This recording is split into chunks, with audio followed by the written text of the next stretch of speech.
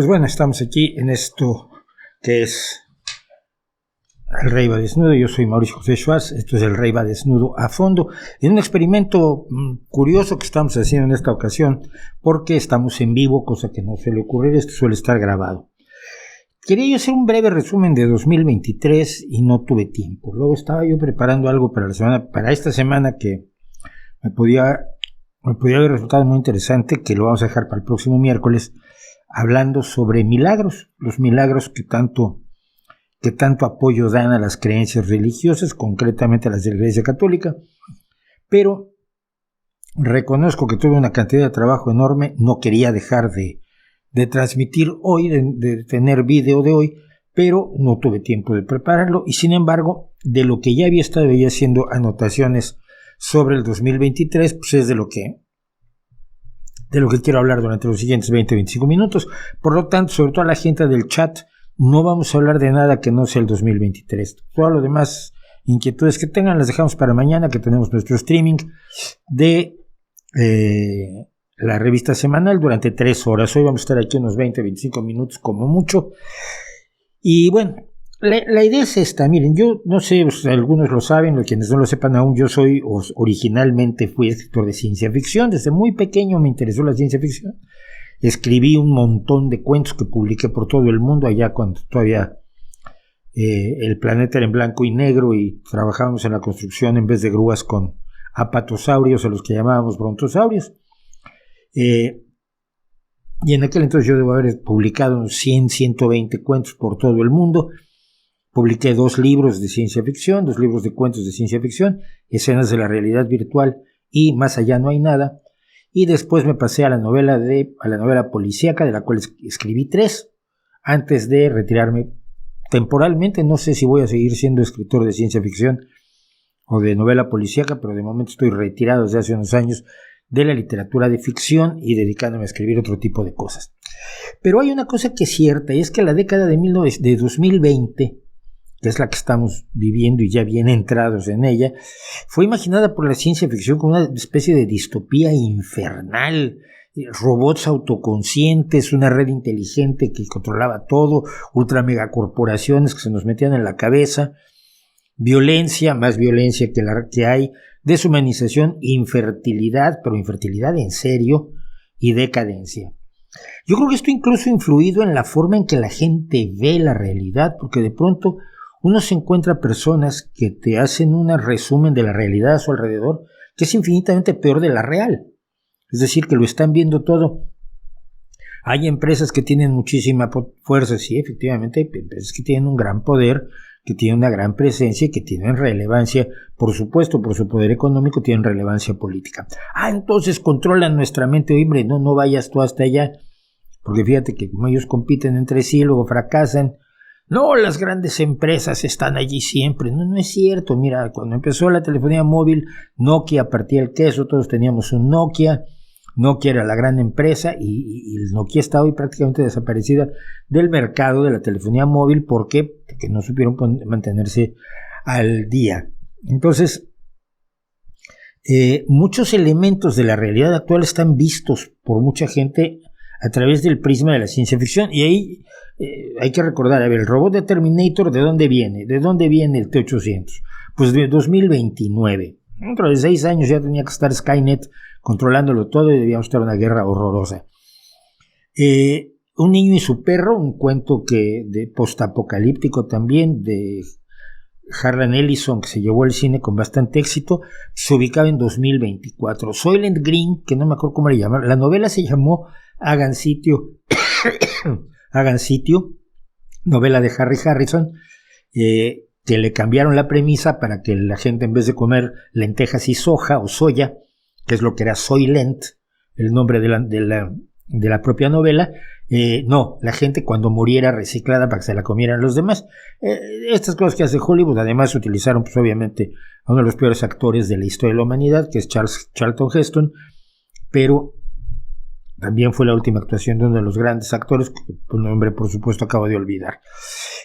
Metrópolis, la película clásica de ciencia ficción muda, hecha en Alemania, obviamente antes de la Segunda Guerra Mundial, en la época del cine mudo, la película de Fritz Lang, con guión de su esposa Thea von Harbour, que después se volvió una nazi repugnante. Metrópolis estaba ubicado en 2026 y planteaba el mismo asunto: trabajadores que estaban peor que en la revolución industrial, que se levantaban y entonces se les controlaba por medio de un robot, el primer gran robot de la ciencia ficción, que fue María, ¿no? Esto es muy curioso porque en un momento dado, en los años 50 y 60, la ciencia ficción tenía una especie de tecnooptimismo también radical, ¿no? La ingeniería y la ciencia lo resolvían absolutamente todo. La ingeniería y la ciencia resuelven muchísimas cosas, menos las ambiciones del ser humano, sus absurdos religiosos, sus creencias, sus sociopatías, sus amores y desamores, ¿no? Que no, eso sí no los controla ninguna tecnología. Pero la ciencia ficción tuvo esta época tecnooptimista que luego derivó en unas distopías horrorosas, de la utopía irrealizable a la distopía absolutamente horrible. Yo soy culpable de eso en cierta medida. Yo colaboré a la paranoia del futuro con 2 cuentos, con escenas de la realidad virtual y La Pequeña Guerra. La Pequeña Guerra era un mundo sobrepoblado donde los niños tenían que luchar en una arena de gladiadores tenías que matar a 3 o 4 niños para sobrevivir, y entonces así se controlaba la población, y es probablemente mi cuento más famoso. Y Escenas de la Realidad Virtual, que era un mundo en el que la gente siempre vivía en la red, y que cuando se moría pues iban y recogían el cuerpo de ahí de frente a su pantalla donde tenía sus gafas de realidad virtual y sus auriculares, y no se movía y estaba prácticamente confinado como los personajes de Wall-E. Esto lo escribí yo hace un montón de tiempo. Yo, frente a estas atrocidades, y luego la realidad me ha venido a decir que no hay tal, ¿no? Ni la sobrepoblación ni el miedo a la sobrepoblación era cierto, y esto mucha gente todavía se niega a admitirlo. Y por otro lado, algunas personas se olvidan de esto. Bien, el número de llegadas de turistas internacionales en el mundo entre 1995 y 2022 en millones. En 1995 viajaban 500 millones de personas que querían conocer el mundo. Oye, si puedes ver la Torre Eiffel por webcam y la puedes ver en fotos y la puedes ver de un montón en realidad virtual y demás, ¿por qué quieres irla a ver? No sé. Porque queremos ver las cosas reales, porque la realidad virtual no nos satisface del todo. Entonces se pasó de 531 hasta 1465, casi el triple en 2019. Luego atacó la pandemia nos regresó a niveles por allá de 1994, pero en 2022 ya se recuperó en gran medida el número y tenemos niveles similares a los de 2010. La gente pues no quiere vivir en la realidad virtual como yo pensaba que pues eso los podía satisfacer del todo, ¿no? Pero pues, ¿qué es la diferencia entre el porno y el sexo real? Para decirlo en pocas palabras. O sea, está muy bien la realidad virtual, pero la realidad real al final es la que más nos satisface porque nos resulta, como diría algún charlatán, holística. Nos cubre en la totalidad. Bueno, pero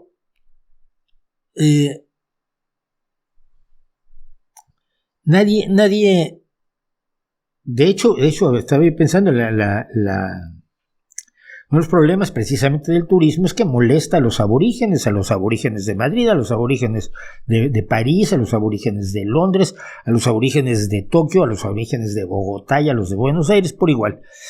Pero y además si cada vez más gente puede viajar, las cosas no están tan mal. Por eso luego nos quejamos, es que estos turistas que son gente inculta y se está metiendo al Louvre, qué horror. Sí, hombre, qué bueno, yo estoy encantado. Cuando voy al Louvre y veo que hay gente allí que no tiene idea de quién es Caravaggio, digo, bueno, sus hijos la tendrán, ¿no?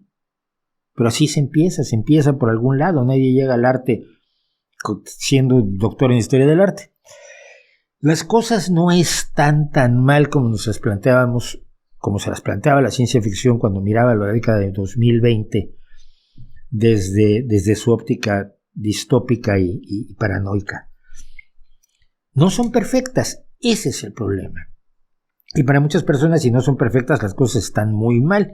Si tú dices, hoy ha mejorado la situación de los trabajadores, ya han mejorado los salarios, sí, pero sigue habiendo gente que no llega a fin de mes. Cierto, no dije que fuera perfecto, dije que estamos mejor. Más gente llega a fin de mes, más gente come, pero todavía hay gente muriéndose de hambre ya y tenemos que trabajar para que no haya gente que tenga hambre.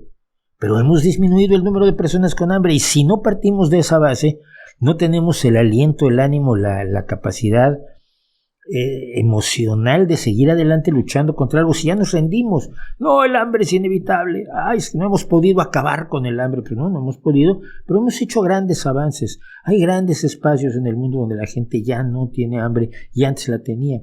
Es más, el mundo era un lugar de hambre salvo para los opulentos. Siempre lo fue hasta el siglo XX. Y la escasez se empieza a retraer, a echar hacia atrás y a ganarse la guerra contra la escasez solamente en el siglo XX. Por otro lado, es que, y esto lo decía Ray Bradbury, le preguntaban sobre sus predicciones del futuro, ¿no? Él decía, es que yo no hago ciencia ficción para predecir el futuro, yo hago ciencia ficción para prevenirlo, para evitarlo. Puedo plantear un futuro horroroso como una forma de llamar la atención de que por ese camino podríamos llegar a eso y quizás ese camino no es el correcto. Una cosa que hizo la ciencia ficción, por ejemplo, fue el plantear amenazas globales que la humanidad en general nunca ha enfrentado. Sí se han enfrentado amenazas de gran alcance geográfico, pero de las que siempre se trataba de huir. La plaga del siglo XIII en Europa sería uno de los casos, ¿no? La gente trataba de huir. De hecho, la gente que huye es la que cuenta las historias del Decamerón de Boccaccio, y gente que trata de huir es la que protagoniza La Máscara de la Muerte Roja de Edgar Allan Poe. Pero se podía huir de la plaga, pero hay cosas de las que no se puede huir, y hasta ahora tenemos verdaderamente un desafío global, un desafío que nos afecta absolutamente a todos, donde quiera que vivamos, y que es el cambio climático, el calentamiento global, que va a traer consecuencias impredecibles, aunque se intenta predecirlas, y algunas de ellas inevitables, aunque se intenta evitarlas, y que tendremos que gestionar y manejar. Pero, ¿qué hizo este año? Yo tengo algunas cuestiones personales que hablar de este año y algunas cuestiones de carácter general. Vamos a empezar quizás por lo de carácter general.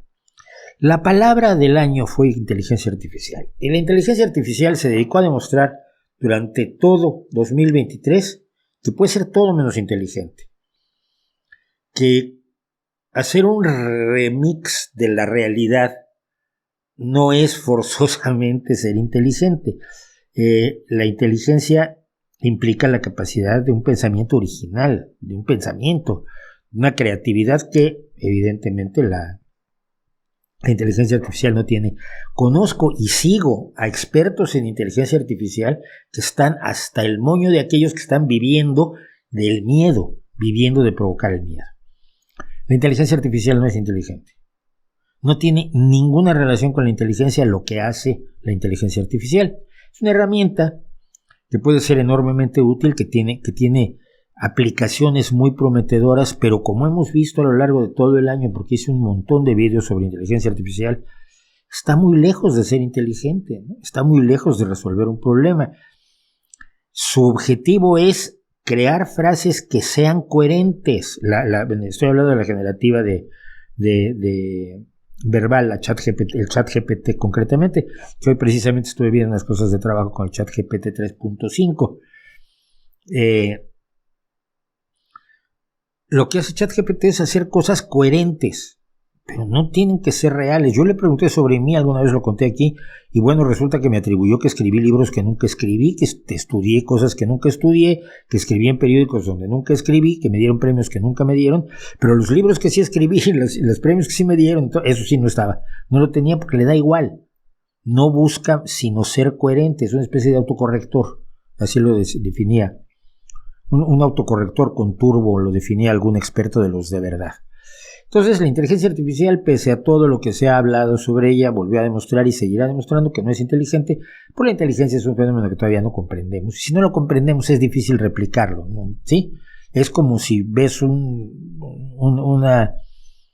persona de una época en la que no se conocía absolutamente nada de la naturaleza, un hombre de los que vivieron en Atapuerca, un homo antecesor, uno de los primeros heidelbergensis, que son nuestros inmediatos bisabuelos.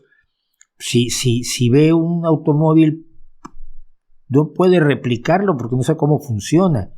Y eso nos pasa con la inteligencia. Por cierto, este año también una presencia ineludible fue Elon Musk, que también demostró que no es inteligente, y lo demostró de muchas maneras.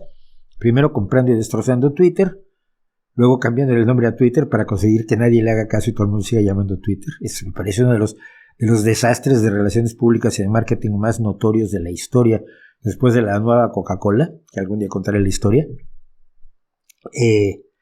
Sino porque los líos en que se ha metido con sus posiciones de ultraderecha, sus posiciones antisemitas, su enfrentamiento con trabajadores, que lo están llevando a tener problemas gravísimos, problemas como hemos comentado, con los sindicatos escandinavos, a raíz de que no le quiere firmar un contrato convenio colectivo a 120, 130 mecánicos suecos, y ahora lo están demandando porque las bonificaciones de 2022 pues, no se las pagó a la gente de Twitter, y la gente de Twitter hoy lo demandaba.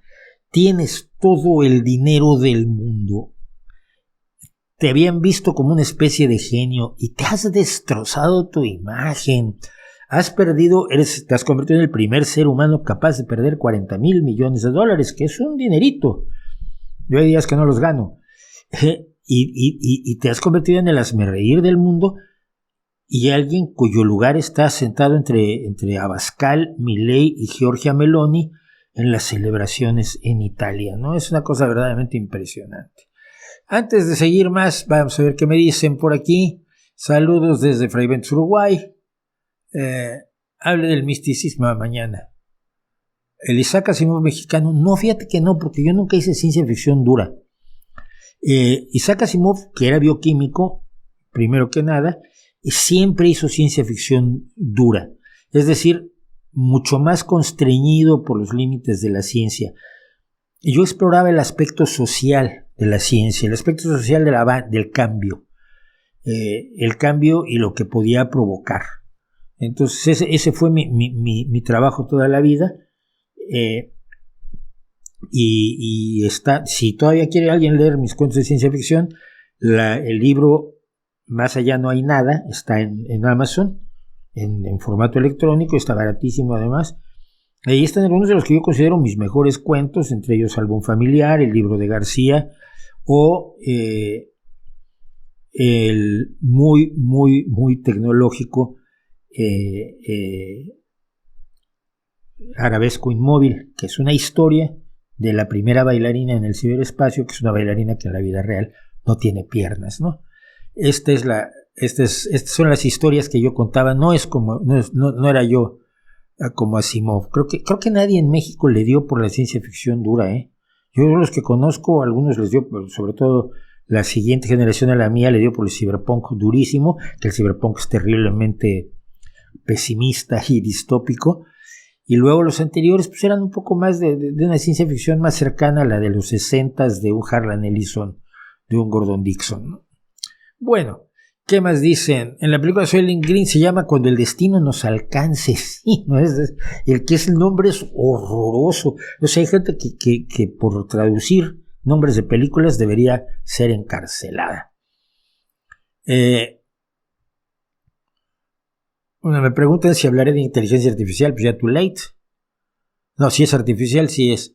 Lo que pasa es que la estupidez natural sigue superando con mucho la inteligencia artificial. Bueno, ¿qué me dicen? El mejor grupo pop de los 80, pues yo qué sé, no, mira.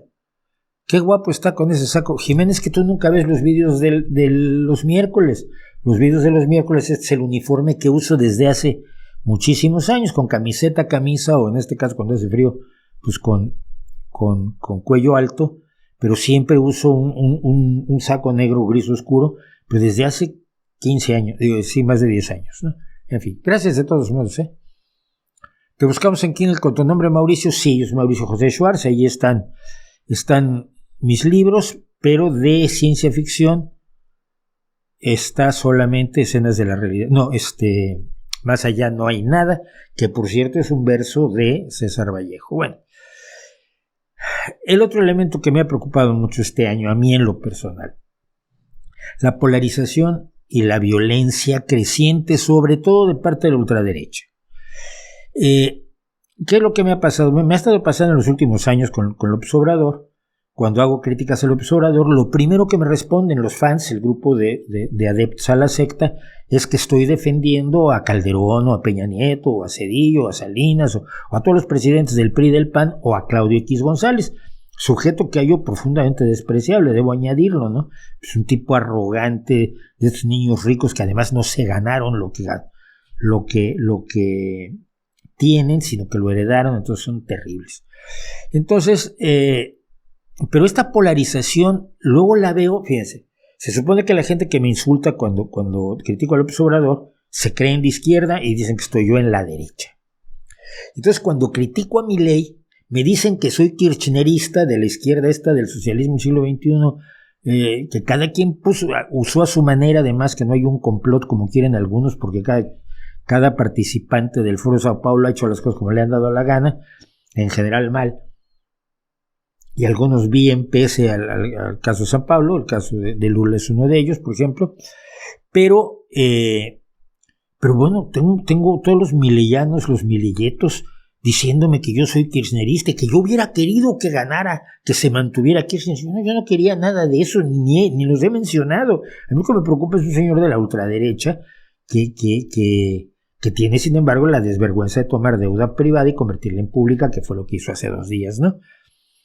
Y por supuesto, en el caso de la última guerra que estamos viviendo, la guerra de Netanyahu contra Hamas,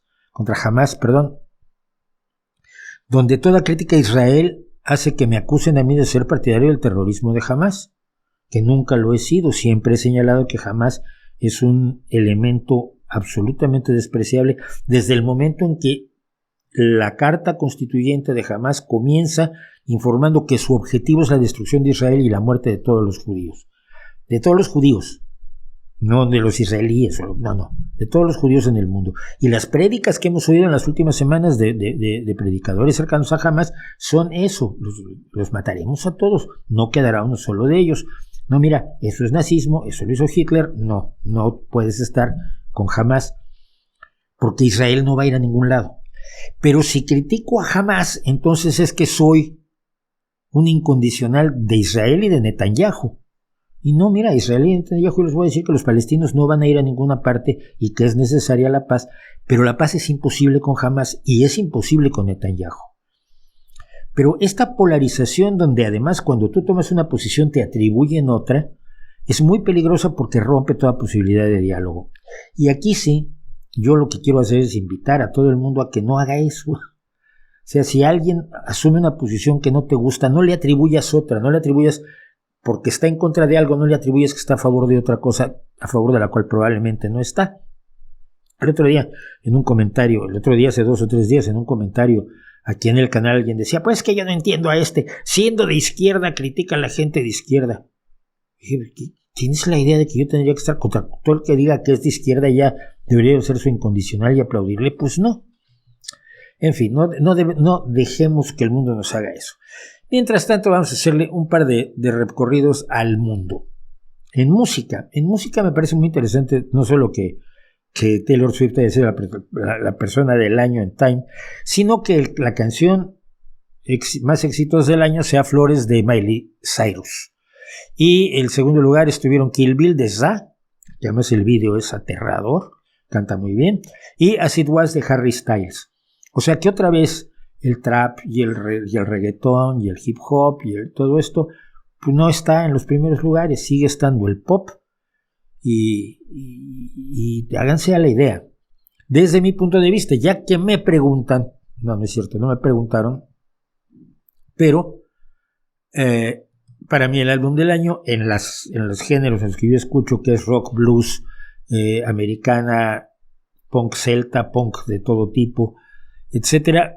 Este es probablemente mi disco del año, se llama The Only Life Worth Living, la única vida que merece vivirse, de Blackwater County, que es un grupo de punk celta que suena cada vez mejor, que tiene letras cada vez más serias, más profundas. Estos grupos originalmente se hacen para beber cerveza y tocar canciones así muy, muy rompedoras. y con el tiempo se han ido volviendo en los espacios de la más grave reflexión social, humana y política que yo veo que haya, que a veces eso no lo veo ni siquiera en el rock, digamos, de corriente principal. Grupos como The Rum Jacks, grupos como Five Leaf Clover, grupos como Dropkick Murphys, y por supuesto Blackwater County, que tienen cosas absolutamente maravillosas, y esta es una de ellas. Pero por supuesto, por lo que yo diga de la música es lo de menos. Lo que ocurrió en realidad es lo que ocurrió en términos de que Miley Cyrus es la campeona. ¿Qué ha pasado este año que merece la pena conversar y dedicarle unos pocos minutos, porque ya el tiempo se me echa encima? Bueno, en enero, el 1 de enero de 2023, Croacia se convirtió en el primer país que entró a la eurozona desde que lo hizo Lituania en 2015. Durante 8 años no entró a Europa ningún país nuevo. El país también adoptó la moneda como moneda el euro y se unió al área Schengen como el 27º miembro. Cualquiera que quiera entender Europa tiene que tomárselo con mucha calma, porque una cosa son ciertos tratados, como el Tratado de Schengen, que es el Tratado de libre tránsito. Otra cosa es pertenecer o no a la Unión Europea. Otra cosa es pertenecer o no a la Unión Monetaria.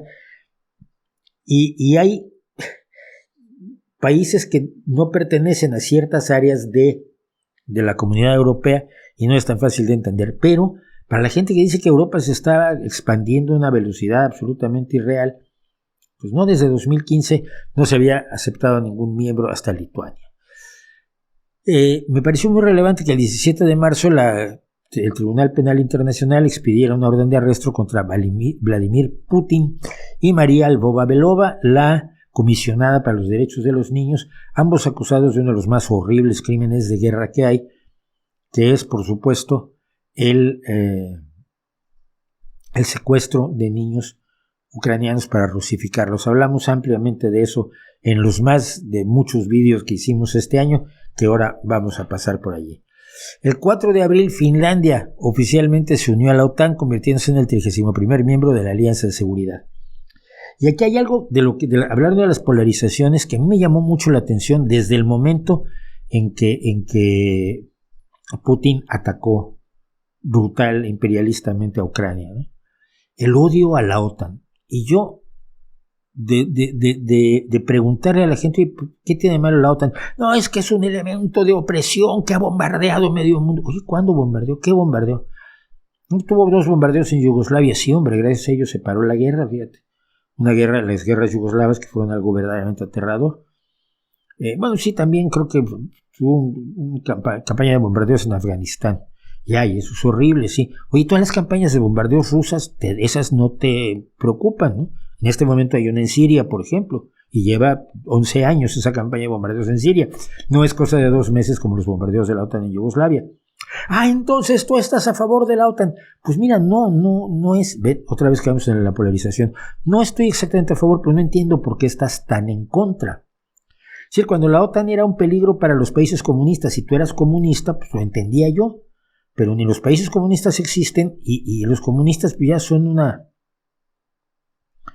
un rescoldo, ¿no? de un pensamiento zombie, del marxismo, que está muerto pero sigue caminando. Entonces, yo no entiendo el tema de la OTAN, pero sí entiendo que a algunos países que están amenazados por el imperialismo ruso les interese muchísimo ser parte de la OTAN porque es una alianza de defensa. Si atacas a un miembro de la OTAN, atacas a todos y todos van a ir a romperte la cabeza. Y yo entiendo que Finlandia y Suecia acaba, por cierto, de dar un paso adelante importante ayer para afiliarse a la OTAN. Yo entiendo que quieran afiliarse a la OTAN, esté yo a favor o no en contra de esa organización, que eso sería asunto de otra discusión. Uno de los más importantes movimientos sindicales, y yo que defiendo tanto los movimientos sindicales buenos, fue el del Sindicato de Escritores de los Estados Unidos, que fueron a la huelga el 2 de mayo y estuvieron en huelga hasta el 27 de septiembre durante 148 días hasta que consiguieron que se respetaran sus demandas, sobre todo demandas de, oye, mira, si todo el mundo gana dinero con las repeticiones de las por ejemplo, de las series de televisión como Friends o Big Bang Theory, que se están repitiendo en todo el mundo todos los días. Y se llaman residuales en inglés, las ganancias residuales que se obtienen por la venta de esos episodios, de esas series. Entonces los actores de Big Bang Theory reciben dinero cada vez que en Grecia o en Burundi se pasa un capítulo de Big Bang Theory. Y los productores reciben, y por supuesto los directores reciben, y los que no recibían eran los guionistas. Entonces dijeron, es que también como que sin guión no hay serie, y sin guión no hay serie, pero los guionistas tenemos derechos. El 6 de mayo fue la coronación de Carlos III, fue una tragedia, primero que nada, porque como sabemos, Carlos III es una mala persona, en primer lugar, y en segundo es un creyente y defensor de todo tipo de pseudociencias. Acaba de nombrar otra vez un homeópata real y se ha dedicado a promover la homeopatía. Él cree en eso, no se da cuenta que la homeopatía no le ha servido, por ejemplo, para tratar el edema que tiene en las manos, que es gravísimo. Les parecen salchichitas sus dedos, y eso que tiene un edema que probablemente la medicina podría abordar, pero él prefiere enfrentarlo con la homeopatía y con la venta de los productos que tiene su propia empresa. Tiene su propia empresa de productos charlatanescos. Un asunto que a mí me pareció también enormemente relevante fue que el 23 de agosto la India se convirtió en el cuarto país que logró aterrizar una nave espacial en la Luna. Es decir, después de Rusia, China y los Estados Unidos. Rusia puso el primer robot, o el primer satélite, no es que no es un satélite, la primera nave que se posó en la Luna fue, primero simplemente chocó contra él, luego ya hubo una que aterrizó correctamente, y esa aterrizó porque tomó tierra en la Luna, no se dice alunizó, ajupiterizó, amartizó, avenusizó, a mercurizó, no, eso es una estupidez. Aterrizó porque tomó tierra de la que es con minúscula. Y Rusia fue la primera, después Estados Unidos, China y ahora la India, que además se posó en un lugar donde no había habido ninguna exploración previa, que fue en el polo sur de la Luna. Para los americanos, para los que viven en América, esto es importante. El 5 de octubre, las investigaciones de huellas fósiles en el Parque Nacional White Sands en Nuevo México confirmó que los humanos llegaron al continente americano, descubrieron América, ellos sí, hace al menos 21,000 años. La información que se tenía hasta ahora ponía la presencia humana en el continente americano en alrededor de 15,000 años de antigüedad, y que se había llegado evidentemente por el estrecho de Bering durante la última glaciación, cuando se pudo ir de isla en isla cruzando por las placas de hielo. Esa es la idea entre Rusia y Alaska. Por supuesto, todos los que tenemos genética indígena, como yo que tengo un 14% de zapoteca, pues somos mongoles. Pero las nuevas investigaciones con múltiples métodos determinaron la edad de las huellas, y todos los resultados dicen que esas huellas tienen entre 21,000 y 23,000 años de antigüedad. El 7 de octubre, por supuesto, como todo el mundo sabe, Hamás atacó a civiles en las fronteras de Israel con la Franja de Gaza, asesinando alrededor de 1,200 personas y tomando a 250 rehenes, de los cuales quedan todavía, casi 3 meses después, quedan 130 en cautiverio. Algunos de ellos han sido asesinados, otros de ellos han sido devueltos. Pero este es un punto en el que exijo que seamos serios. No se puede apoyar a Hamás y no se puede apoyar a Netanyahu. ¿Es necesaria la guerra contra Hamás? Sí, pero no así, no matando civiles. Los palestinos no querían a Hamás. Hamás se instaló en 2005, y lo comentaba yo, con una campaña electoral que fue donde disfrazaba sus verdaderas motivaciones, y luego nunca volvió a hacer elecciones, porque en total ya eran el gobierno en Gaza. Pero en la margen occidental del Jordán, la gente no quería a Hamás hasta que ocurrió esto.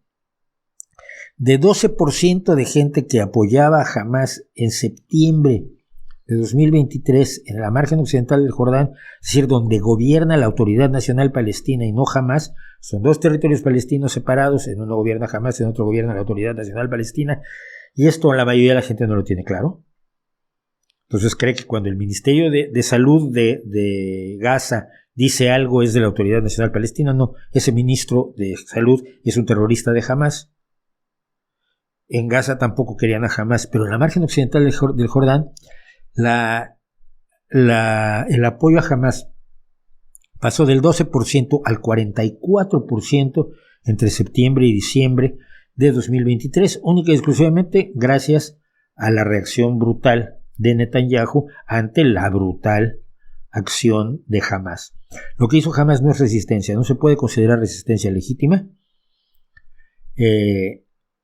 ni se puede considerar una consecuencia natural de la situación terrible que han vivido los palestinos en los territorios que les habían sido asignados en 1947, que hay que recordar que Gaza fue desocupada en 2005, o sea, desde 2005 no había presencia israelí en Gaza hasta ahora que se entró con la guerra. Pero tampoco se vale decir que lo que está haciendo Israel es legítima defensa y que es consecuencia del ataque de Hamás. No, las consecuencias del ataque de Hamás deberían ser, por supuesto, la persecución y guerra contra Hamás, pero no contra los civiles. Esto sé que va a ser muy difícil que la gente lo acepte. Necesitan tomar partido y es un gran error tomar partido aquí, porque al tomar partido por uno estás despreciando la vida de los civiles del otro y viceversa. Mañana voy a contar problema que yo tuve, un problema moral que es interesante explorar cuando me pidieron que firmara a favor de las mujeres israelíes violadas por miembros de Hamás. Y lo raro que es que uno tenga un problema moral cuando una cosa así es de firmar automáticamente. Y finalmente, porque ya nos pasamos 10 minutos de lo que yo quería contar, no sé si hay algo más. Que ¿tienes cuenta de TikTok? No tengo cuenta de TikTok porque no tengo tiempo para atender a Twitch, no tengo tiempo para atender los shorts muchas veces. Necesito más gente que me ayude gratis, entonces eso va a estar muy difícil, ¿no?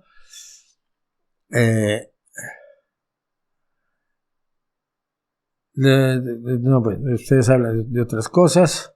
Saludos desde Guatemala, gracias, ojalá salga todo bien en Guatemala. Pero este canal, su amigo es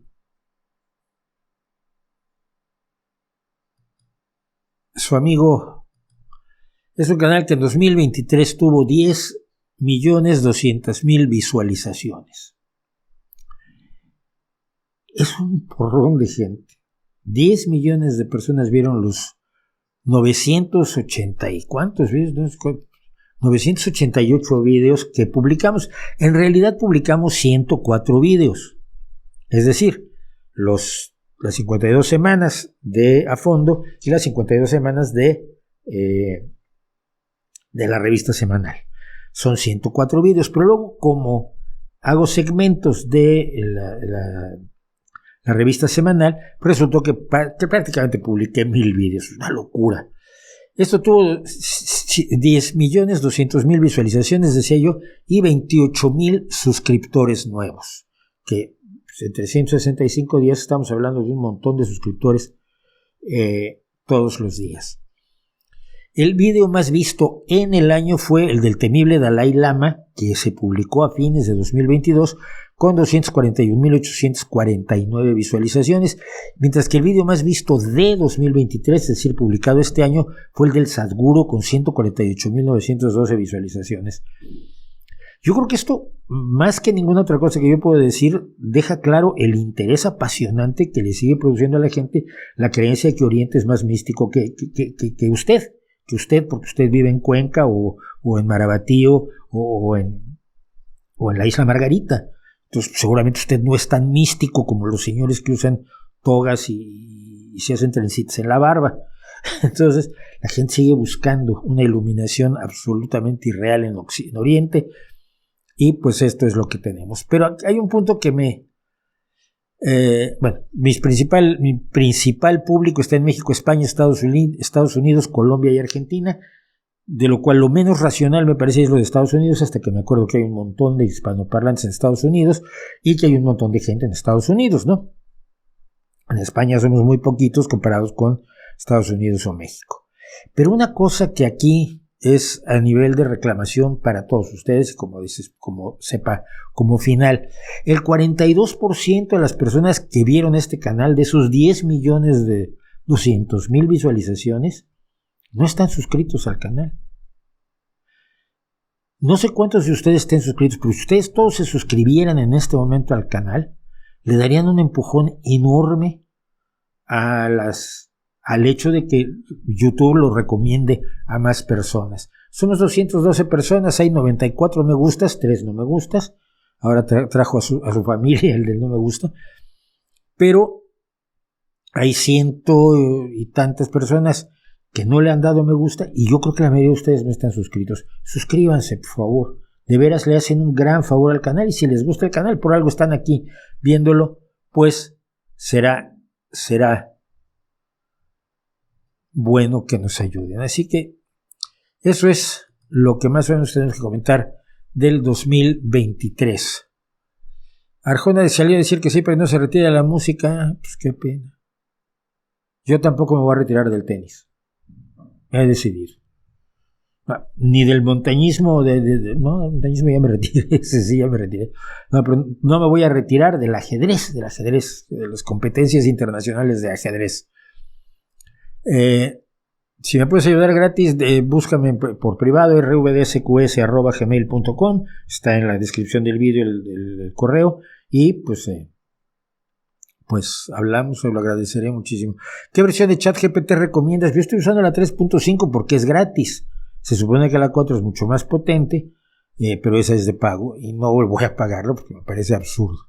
Saludos desde Guatemala, también hay muchos guatemaltecos y no hay tan pocos como creen. Lo que pasa es que Guatemala es poca gente, entonces si me ven muchísimos en Guatemala siguen siendo pocos comparados a los muchos que me pueden ver en otros lugares. El Salvador y demás, pues nada, eso es. Suscríbanse, apoyen al canal. Estamos utilizando, por cierto, la nueva mezcladora que adquirimos para ver si nadie se ha quejado del audio, o sea que efectivamente hemos logrado tener un nivel de audio un poco mejor que en otras ocasiones, al parecer. Ya me contarán ustedes. Yo me despido. Muchísimas gracias por estar con nosotros. Y viene un año nuevo. No va a ser tan malo como creemos. No va a ser del todo bueno. No va a ser perfecto. Pero si nos acordamos, yo que me acuerdo, la cantidad de guerras que había simultáneamente en muchísimos países al mismo tiempo, cuando yo tenía 19, 20, 25 años, el número de enfrentamientos bélicos de hoy sigue siendo gravísimo, aterrador y debe combatirse, pero es muy, muy inferior a lo que vivíamos año tras año en todo el mundo. Las cosas han mejorado, olvidémonos de distopías, porque, ya lo he dicho, si miramos hacia atrás, respecto del pasado siempre hemos mejorado. No hay ningún motivo para pensar que hacia el futuro no vamos a seguir mejorando. ¿No cree usted?